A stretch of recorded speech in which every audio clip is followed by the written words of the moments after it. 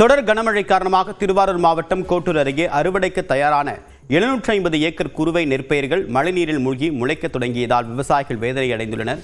விவரங்களோடு நேரம் செய்தியாளர் ராஜசேகர். விவரம் என்ன? தேவப்பிரியன், திருவாரூர் மாவட்டத்துல 1,50,000 ஏக்கர் பரப்பளவுல குறுவை நெல் சாகுபடி பணிகள்ல விவசாயிகள் ஈடுபட்டு வர்றாங்க. தற்பொழுது மாவட்டம் முழுவதும் அறுவடை பணிகள் தீவிரமாக நடைபெற்று வருகிறது. இந்த நிலையில திருவாரூர் மாவட்டம் முழுவதும் கடந்த ஒரு வார காலமாக விட்டு அவ்வப்போது கனமழை என்பது பெய்து வருகிறது.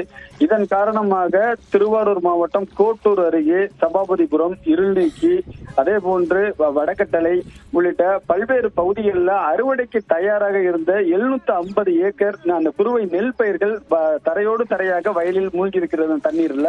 அது மட்டும் இல்லாமல் அந்த நெல் பயிர்கள் அனைத்தும் முளைக்க தொடங்கி இருக்கின்றன. ஒரு ஏக்கருக்கு 30,000 ரூபாய் செலவு செய்துள்ள நிலையில தற்பொழுது பெய்து வரும் கனமழையின் காரணமாக அந்த நெல் பயிர்கள் அனைத்தும் பாதிக்கப்பட்டிருக்கிறது. உடனடியாக வேளாண் துறை மற்றும் வருவாய்த்துறை அதிகாரிகள் பாதிக்கப்பட்ட விவசாய நிலங்களுக்கு நேரடியாக சென்று கணக்கெடுப்பு நடத்தி விவசாயிகளுக்கு உரிய இழப்பீடு வழங்க வேண்டும் என விவசாயிகள் கோரிக்கை விடுத்திருக்கிறார்கள்.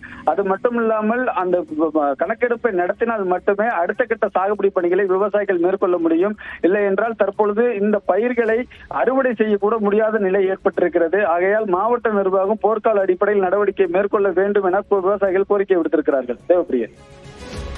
நன்றி ராஜசேகர்.